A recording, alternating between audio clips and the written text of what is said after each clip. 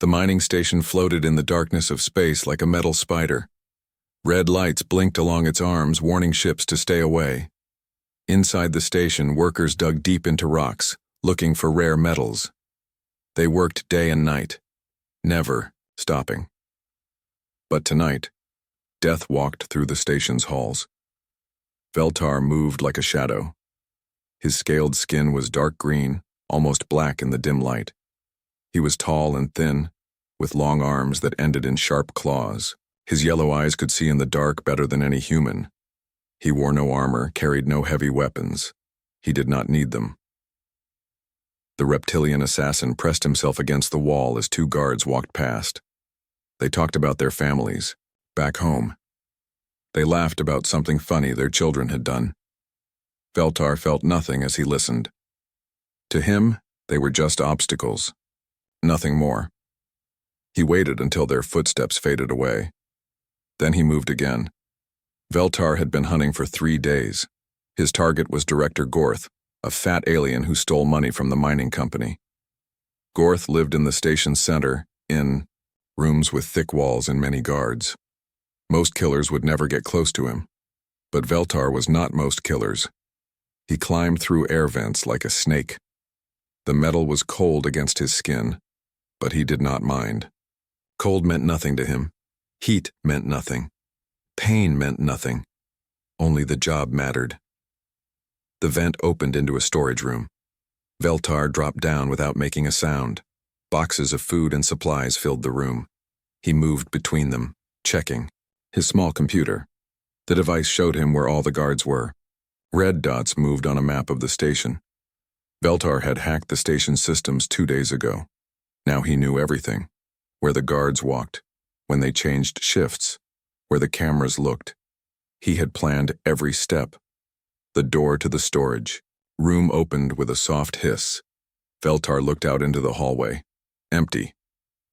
He stepped out and walked toward Director Gorth's rooms. His feet made no sound on the metal floor.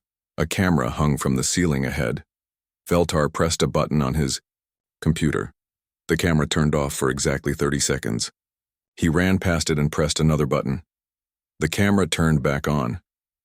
It had seen nothing. 2 more guards stood outside a heavy door. They wore blue uniforms and carried energy weapons. One guard was reading something on his tablet. The other was eating a sandwich. Veltar pulled out a small dart gun. The darts were filled with poison from his home world. The poison would make the guards sleep, then stop their hearts. They would die quietly, without pain. He fired twice. The darts hit both guards in the neck. They looked confused for a moment. Then they fell down and did not get up again. Veltar walked over their bodies. He felt nothing for them. They had families, dreams, fears, but they were just in his way. He opened the door with a tool from his belt. Director Gorth sat behind a YAI, big desk. He was a Huxian with gray skin and 4 arms. He was counting money on a computer screen. Lots of money. Money he had stolen from workers' pay. "Who are you?" Gorth asked when he saw Veltar. His voice shook with fear. Veltar did not answer. He never talked to his targets. Talking made things personal. This was not personal. This was business. He pulled out a thin blade. The metal was black and sharp enough to cut through bone. Gorth tried to run, but he was too slow and too fat. Veltar caught him easily. One quick cut. Gorth fell forward onto his desk. Blood spread across his papers and computer. Veltar wiped his blade clean and put it away. The whole thing had taken less than 10 minutes. Veltar walked back through the station the same way he had come, past the sleeping guards, through the storage room, up into the air vents, out to where his ship waited. The Silent Talon was small and black. It had the best engines money could buy, and weapons hidden under its smooth hull. But Veltar rarely needed to fight. Fighting was messy. Fighting left evidence. Good assassins never had to fight. He climbed into his ship and started the engines. The station grew smaller behind him as he flew away. Soon, someone would find Director Gorth's body. They would call the police. They would look for clues. They would find nothing. Veltar had been doing this for 20 years.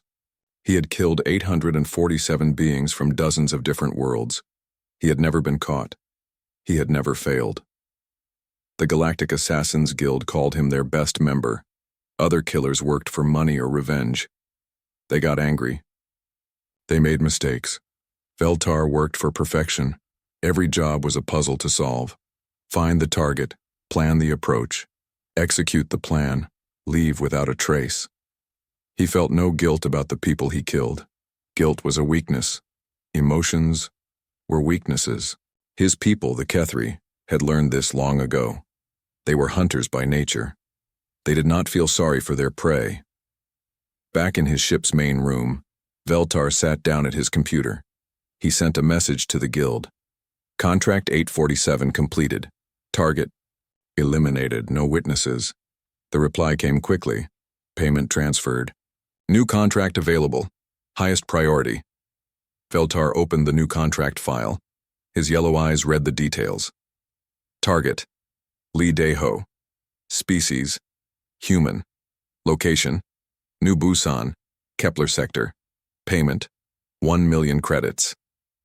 1 million credits was more than most assassins made in 5 years. This human must be very important, or very dangerous. Veltar had heard of humans. They were a new species in the galaxy. They had only made contact with other worlds 50 years ago. They were supposed to be weak, soft, emotional. They lived short lives and died easily. He looked at the picture of Lee Dae-ho. The human had black hair and kind eyes.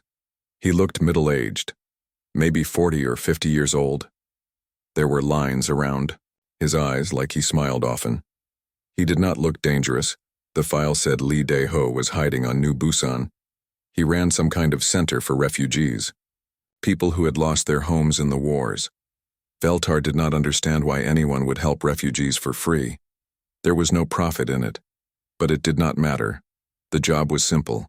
Find Lee Dae-ho, kill him, leave. Just like always. Veltar set his ship's course for the Kepler sector. The journey would take 5 days. He would use the time to study his target and plan the kill. As his ship jumped into hyperspace, Veltar felt the familiar calm that came before a hunt. Soon he would add another number to his perfect record: 848. He had no way of knowing that this human would be different, that this contract would change everything he believed about himself and the galaxy, that for the first time in his career the hunter would become the hunted. All he knew was that he had a job to do, and Veltar always finished his jobs. 5 days later, Veltar's ship dropped out of hyperspace near New Busan. The planet looked like a blue and green marble against the black of space. White clouds swirled around it like cotton.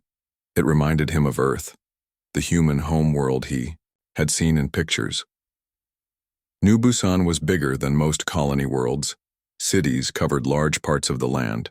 Ships flew between the planet and several space stations. This was not some quiet farm world. This was a busy place with millions of people. Veltar guided his ship toward the main city, Neo-Sol. The city spread out like a giant web of metal and glass. Tall buildings reached toward the sky. Flying cars moved between them like insects. Everything looked clean and organized. He landed his ship at the public spaceport. No one asked questions. He paid the landing fee with fake credits and walked into the city. His computer had made him fake identity papers that said he was a traitor from the outer worlds. The streets were full of humans. They walked fast, talked loud, and moved with energy that made Veltar uncomfortable. His people were quiet and careful. These humans seemed to do everything with passion. He saw humans eating food from street vendors. The smells were strong and strange. He saw them laughing with friends. He saw parents playing with their children. He saw old people sitting in parks, feeding small animals. All of this was noise to Veltar. He ignored it and focused on his job. His computer had found Lee Dae-ho's address. The human lived in the lower part of the city, in an area called Hope District. The name made Veltar's lip curl. Hope was another human weakness. The buildings in Hope District were older and smaller. The streets were not as clean. But the people, seemed just as happy. Veltar did not understand it.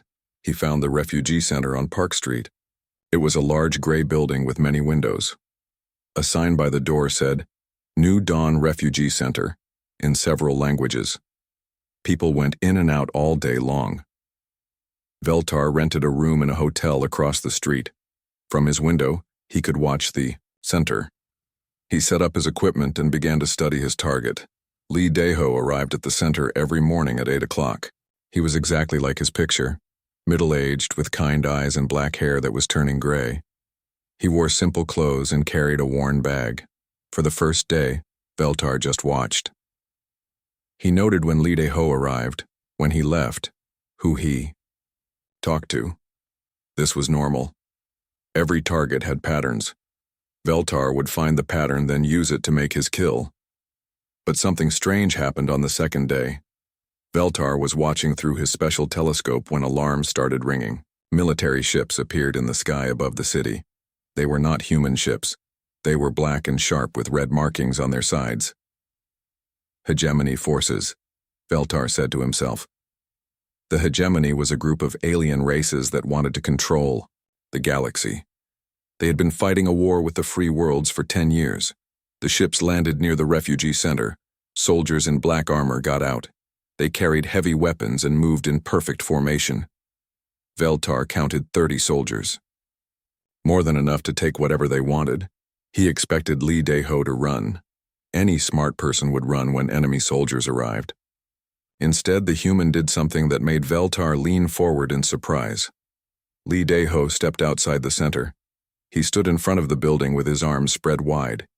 He was protecting the people inside. "This is a refugee center," Lee Dae-ho called out to the soldiers.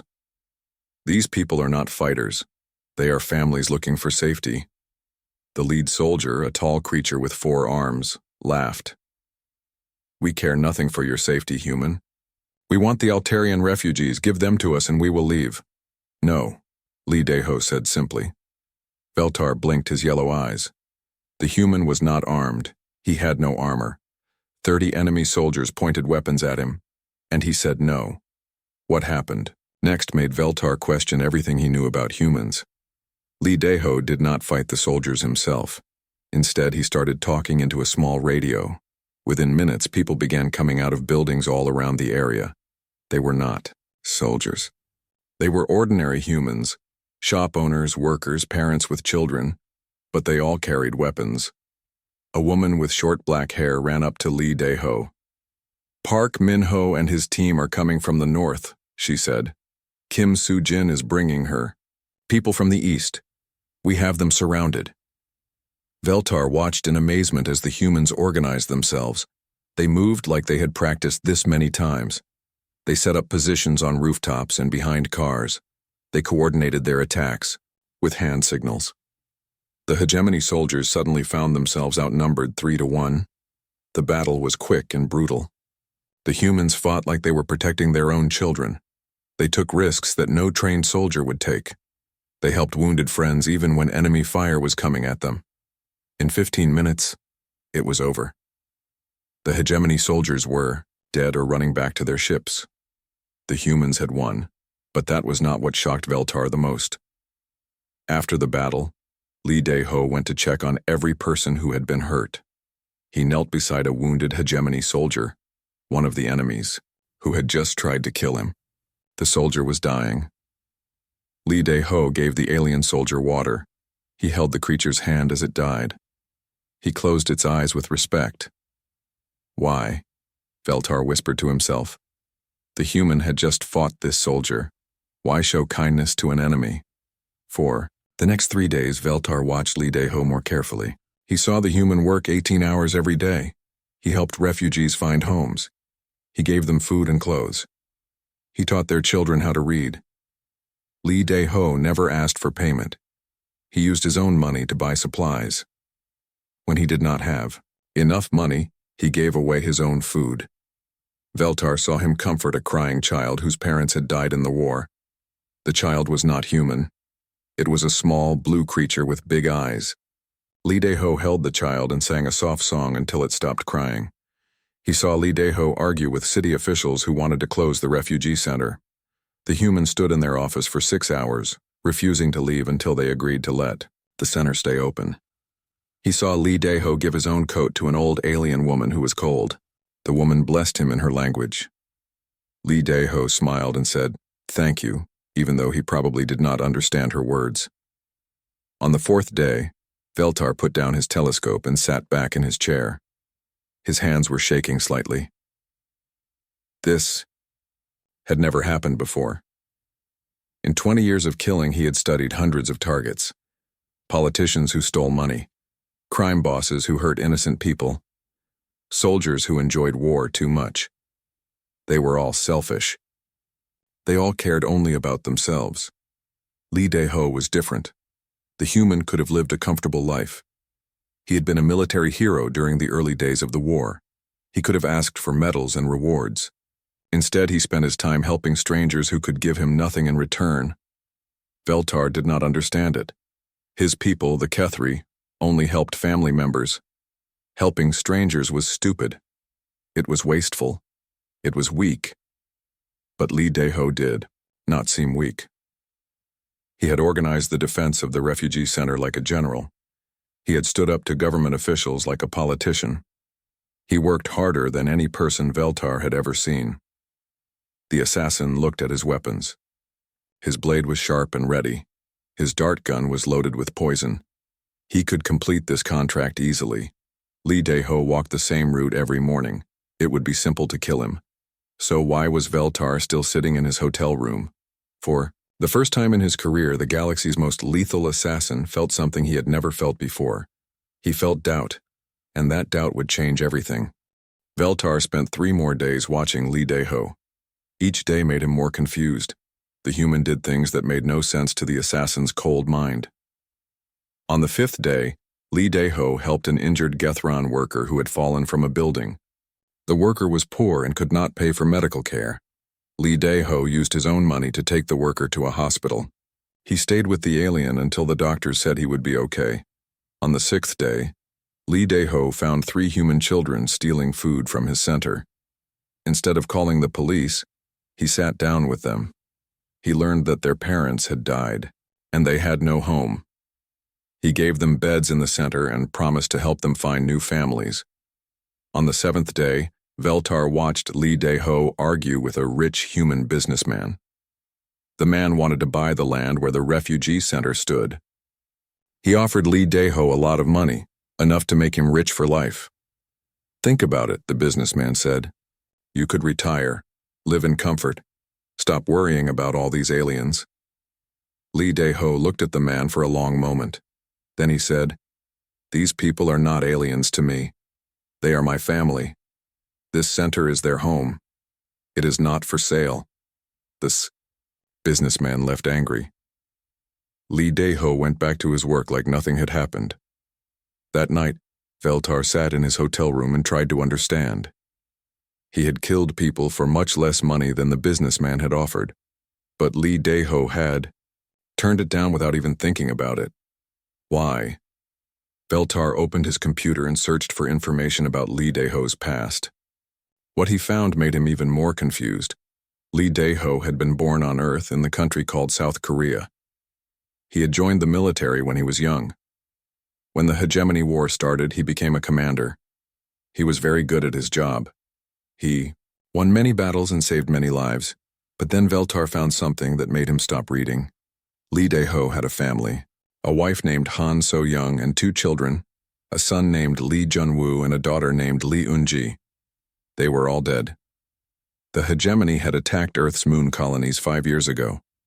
Lee Dae-ho's family had been visiting his wife's sister who worked there. The attack came without warning. Thousands of people died. Lee Dae-ho's family was among them. Veltar stared at the computer screen. He had studied the attack on the moon colonies. It had been brutal and pointless. The Hegemony had gained nothing from it. They had killed civilians just to hurt Earth's spirit. If someone had killed Veltar's family like that, he would have spent his life hunting for revenge. He would have made the Hegemony pay for what they did. Any normal person would want revenge. But Lee Dae-ho had done the opposite. After his family died, he had left the military. He had started helping refugees, including refugees from hegemony worlds who had fled the war. He was helping the children of his enemies. Veltar closed the computer and went to bed, but he could not sleep. His mind kept thinking about what kind of person could lose everything and still choose to help others. The next morning, Veltar decided it was time to finish the job. He had waited too long already. The guild would start asking questions soon. Lee Dae-ho had a pattern. Every morning at 6 o'clock, he walked through Memorial Garden. It was a quiet place with trees and flowers. In the center stood a black stone wall covered with names. These were the names of refugees who had died before reaching safety. Lee Dae-ho always stopped at this wall. He would stand there for exactly 15 minutes. Then he would walk to the refugee center. It was the perfect place for an assassination. The garden was empty at that hour. No witnesses, no cameras. Veltar could kill Lee Dae-ho silently and be gone before anyone found the body. Veltar arrived at the garden at 5:30. He hid behind a large tree near the memorial wall. His plasma blade was ready. The weapon was silent and would leave no trace. One quick cut and the job would be done. At exactly 6 o'clock, Lee Dae-ho entered the garden. He walked slowly like he was carrying a heavy weight. His head was down and his shoulders were bent. He stopped in front of the memorial wall. Veltar got ready to strike. He stepped out from behind the tree, blade in hand. Then Lee Dae-ho began to speak. "Good morning, everyone," he said to the wall. His voice was soft and sad. "I hope you are all at peace now." Veltar froze. The human was talking to the names on the wall like they were real people. "Yoon Ji-hee," Lee Dae-ho said, touching one name on the wall. "Your daughter Min Jung passed her university entrance exam. She wants to be a doctor just like you always hoped. She misses you every day, but she is strong. You would be so proud of her." He moved to another name. Han Woo-seok. Your son finally learned to play the guitar you left him. He plays the songs. You taught him. Yesterday he played for the other children at the center. They all smiled. Music brings joy, just like you always said. Veltar's hand began to shake. The plasma blade felt heavy in his grip. Lee Dae-ho touched more names. For each one he had a story, a memory, news about family members who had survived. He remembered them all. "Park Soo-min," he said to another name. "I found your sister. She made it to the Centauri colonies. She has 3 children now. She named one of them after you. Your memory lives on." The human's voice broke slightly. Veltar saw tears running down his face. "I am sorry I could not save you," Lee Dae-ho whispered to the wall. I tried so hard. But I was too slow, too late. I will carry that failure for the rest of my life." He knelt down in front of the wall. His shoulders shook as he cried. "I promise I will not let your deaths be meaningless," he said. "Every person I save, every family I help, it is for you. You gave me purpose when I lost everything else. Thank you for that gift." Veltar stood frozen behind Lee Dae-ho. The blade in his hand trembled. Something was happening inside his chest, a feeling he had never experienced before. It was warm and cold at the same time. It made him want to run away. This was not just a target. This was a person who had lost everything, just like the people on the wall. Lee Dae-ho had every reason to give up, to be angry, to hate the galaxy that had taken his family. Instead, he chose to remember the dead, to honor them, to turn his pain into purpose. For the first time in his 20-year career, Veltar could not kill his target. He stepped backward, away from Lee Dae-ho. The human never knew how close death had come. He finished his morning ritual and walked away to begin another day of helping others. Veltar put away his blade and returned to his hotel. He sat on his bed and stared at his hands. They were still shaking. What was wrong with him? He was the galaxy's most lethal assassin. He had killed 847 beings without feeling anything. Why was this human different? Veltar opened his computer again. He searched for words to describe what he was feeling. Human words. Words that did not exist in his own language. Empathy. the ability to understand another person's pain, compassion, the desire to help someone who is suffering. Conscience, the voice inside that tells right from wrong. Hope, the belief that things can get better. These were all human concepts. Veltar's people had no use for such things. They made you weak. They made you hesitate. They made you fail. But as Veltar sat in his hotel room, he wondered if maybe his people were wrong. Maybe these feelings were not weaknesses. Maybe they were what made humans strong enough to lose everything and still choose to help others. Maybe they were what made humans special. Outside his window, Lee Dae-ho was at the refugee center, helping a family find a new home. He worked with a smile even though Veltar had seen him cry that morning. The assassin realized something that scared him more than any weapon. He did not want to kill Lee Dae-ho anymore. He wanted to understand him, and that changed everything. 2 days passed. Veltar had not reported to the guild. He had not killed Lee Dae-ho. He spent his time watching the human work, trying to understand what made him so different. On the 3rd day, Veltar's computer beeped with an incoming message. The sender's name made his blood turn cold. Guildmaster Thexan. Report your status immediately, the message said. Contract 848 should have been completed days ago. Veltar stared at the screen. He could not tell the Guildmaster that he was unable to kill his target. That would be admitting weakness. The guild did not tolerate weakness. He sent back a simple message. Target located, completing final preparations. The reply came within minutes. You have 24 hours, do not disappoint me, Shadowbane. Veltar knew that tone. Thexan was suspicious. The Guildmaster had never had to wait this long for Veltar to complete a contract. That night, Veltar could not sleep. He walked around his hotel room like a caged animal. Every few minutes, he looked out the window at the refugee center. A few lights were still on. Lee Dae-ho was probably working late again, helping families fill out paperwork or teaching children to read. At 3 in the morning, Veltar heard a sound that made his scales stand up. A ship was landing on the building across the street. It was small, black, and silent. Just like his own ship. Another assassin had arrived. Veltar grabbed his telescope and looked at the ship. A figure climbed out. Tall, thin, with green scales like his own. It was Rixtal, a younger Kethri assassin. Veltar had trained him years ago, but Rixtal was not alone. 2 more figures followed him out of the ship. Then 3 more. Then Guild. Master Thexan himself stepped into view. Veltar's hands went cold. Thexan never left the guild headquarters. If he was here personally, it meant only one thing. They had come to kill both Lee Dae-ho and Veltar.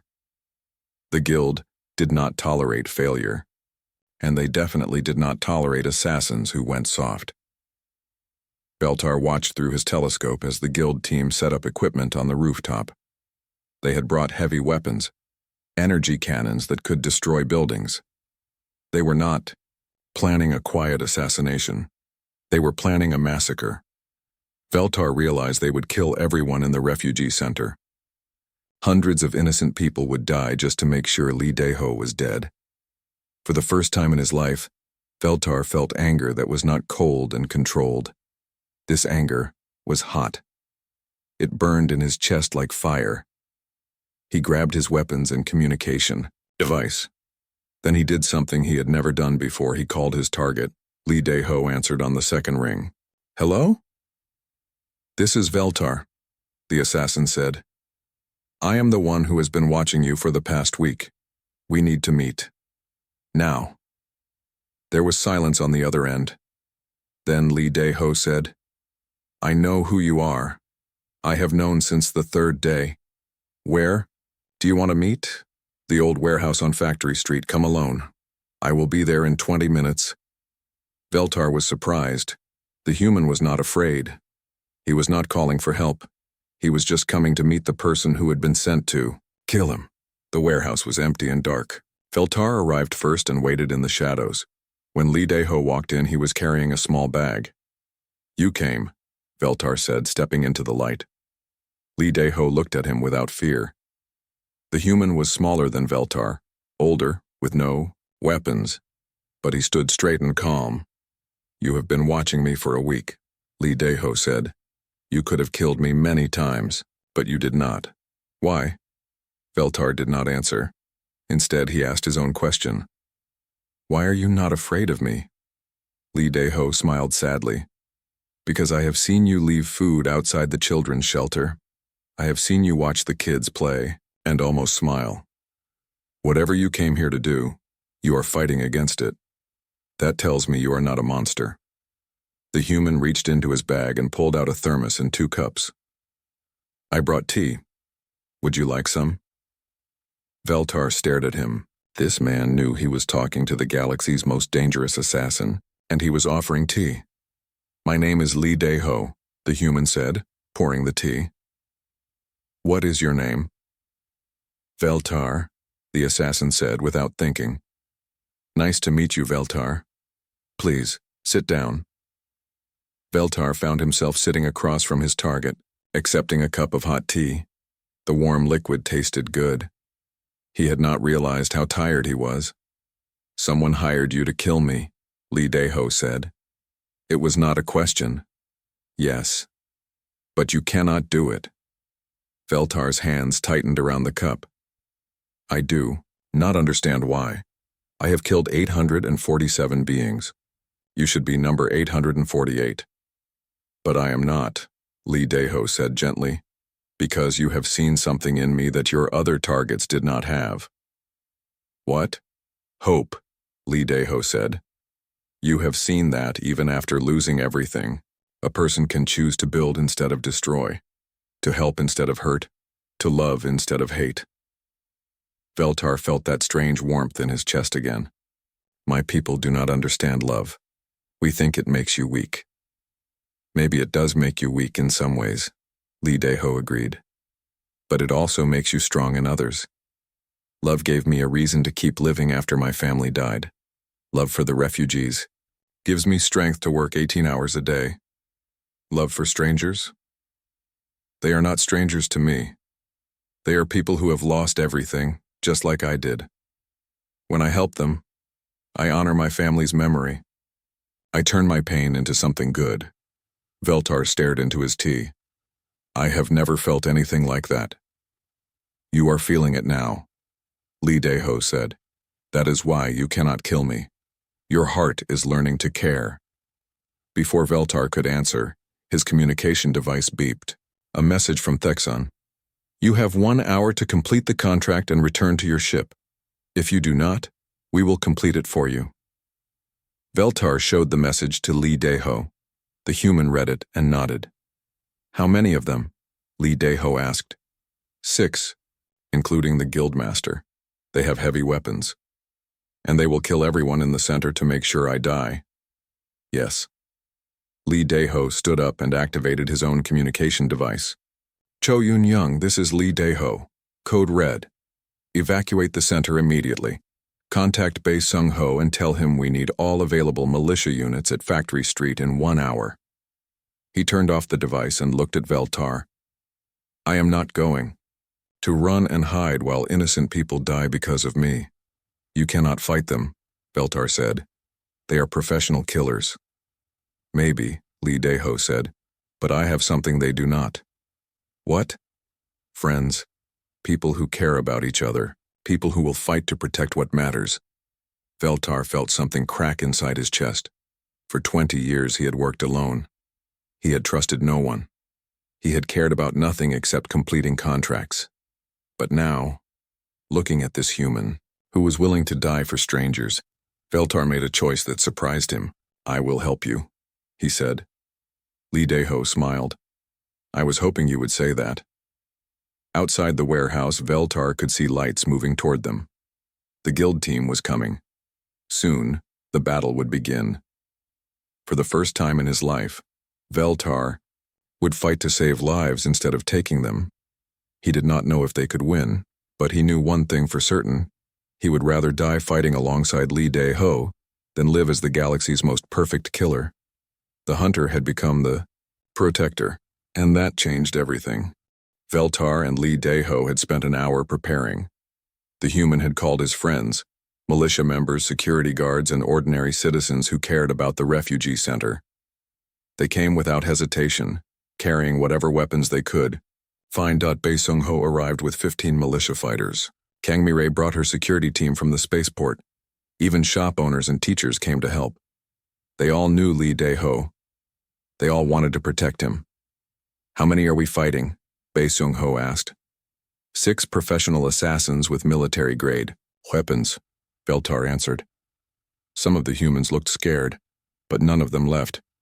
Veltar felt something he had never experienced before. He was not alone. These people trusted him because Li Deho trusted him. They were willing to follow him into battle. The guild team will try to surround the warehouse, Veltar explained. They expect to find only Li Deho. They do not know about the rest of you. We can use that surprise. Li Deho looked at the volunteers. You do not have to do this. These killers came for me. I can face them alone.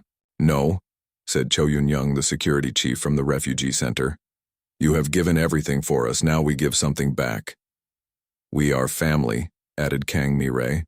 Family protects family. Veltar watched this exchange with amazement. These humans barely knew each other, but they called themselves family. They were willing to die for each other. His own people would never do such a thing. The first attack came from the north side of the warehouse. Energy blasts lit up the night sky. Veltar recognized Rixtal's weapon signature. Stay low, Veltar called to the humans. Do not try to match their firepower. Use speed and numbers. The humans moved like Li Deho had taught them during the hegemony attack. They worked as a team. When one person was in danger, others covered them. When someone got hurt, others pulled them to safety. Veltar found himself fighting differently than ever before. Instead of killing quickly and moving on, he protected the humans around him. He used his speed to draw enemy fire away from them. He shared his weapons and ammunition. The battle moved through the warehouse district. The guild assassins were skilled, but they were not prepared for this kind of fight. They expected one target in an empty building. Instead, they faced dozens of determined humans in a maze of buildings and alleys. Rixtal cornered Veltar behind a shipping container. Why are you doing this? The younger assassin demanded. These humans mean nothing. They are not even our species. That is exactly why I am doing this, Veltar replied. They showed me something I never knew existed. What? The strength that comes from caring about others. They fought with blades in the narrow space between containers. Rixtal was fast and skilled, but Veltar was fighting for something bigger than himself now. He was fighting for the children at the refugee center, for the families Li Deho had saved, for the idea that the galaxy could be more than just predators and prey. Veltar won the fight, but he did not kill Rixtal. Instead, he left the younger assassin unconscious but alive. The final confrontation came at dawn. Guildmaster Thexan stood in the center of Factory Street, his 4 arms holding different weapons. Around him, his remaining assassins took defensive. Positions, Veltar, Thexan called out. You have betrayed everything the guild stands for. You were our greatest asset. Now you are our greatest shame.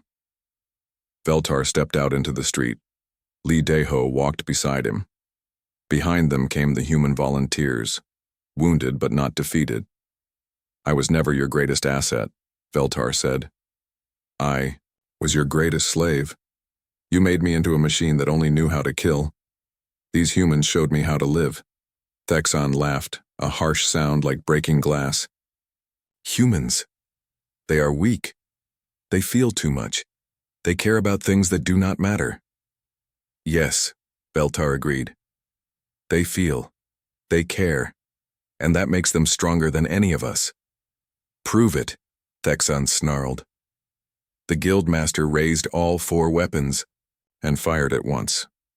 The energy beams would have killed Veltar instantly, but Li Deho pushed the assassin aside and took the shots himself. The human fell to the ground, his chest burned and smoking. Veltar caught him as he collapsed. Why? Veltar whispered. Why did you save me? Li Deho smiled weakly. Because You are worth saving.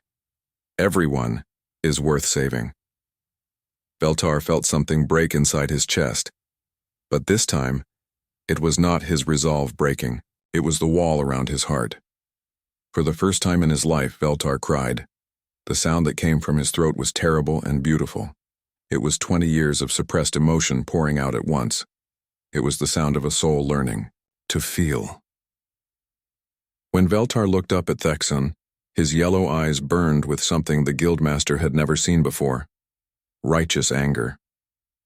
You killed the best person in the galaxy, Veltar said quietly. The fight that followed was not a battle. It was justice. Veltar moved like liquid death, but now his killing had purpose. He was not executing a contract. He was protecting people he cared about. He was honoring Lee Daeho's sacrifice. When it was over, Thexon and his remaining assassins were dead. Veltar stood alone in the street, covered in blood that was not his own. The human volunteers gathered around Lee Daeho's body. They cried, for their friend, their leader, their family member. Veltar knelt beside them and cried too. But Lee Daeho was not quite dead. His eyes opened one last time. He looked at Veltar and whispered, "Promise me, keep helping them. Keep the center open. Show them that change is possible." "I promise," Veltar said. Lee Daeho smiled and closed his eyes forever. 3 months later, Veltar stood in front of the New Dawn Refugee Center. The building had been repaired and expanded. A new sign hung over the door. Lee Daeho Memorial Center, Hope for All. Inside, Veltar could hear children laughing. He could smell food cooking. He could see families working together to build new lives. He was not the same being who had arrived on New Busan 6 months ago. He no longer killed for money. Instead, he protected people who could not protect themselves. He taught young refugees how to defend their families. He used his skills to keep dangerous people away from the center. Cho Yun-young walked up beside him. "The morning deliveries are here," she said. "Food from the market, clothes from the donation drive, and books for the school." "Good," Veltar said. "The Kim family will need the clothes. Their children are growing fast."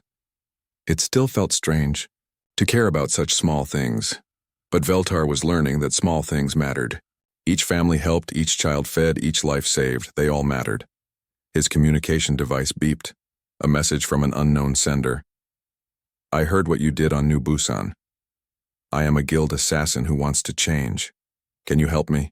Veltar smiled, another expression that was new to him. He typed back, "Come to the Lee Daeho Memorial Center. We will find you a better way to use your skills." It was the 15th such message he had received. Word was spreading across the galaxy about the assassin who chose mercy over murder. Other killers were questioning their paths. Some were brave, enough to ask for help. Veltar looked up at the memorial wall they had built in the center's courtyard. Lee Daeho's name was carved at the top, along with a simple message. "He showed us that love is stronger than death." The former assassin touched the carved letters gently. "Thank you, my friend," he whispered. "You saved more than just refugees. You saved me." Inside the center, a child was crying. Veltar hurried in to help. There was work to do, people to save, hope to spread. The galaxy's most lethal assassin was dead. In his place stood something far more dangerous to the forces of evil, a protector who had learned to love, and across the stars, that love was growing, one saved life at a time.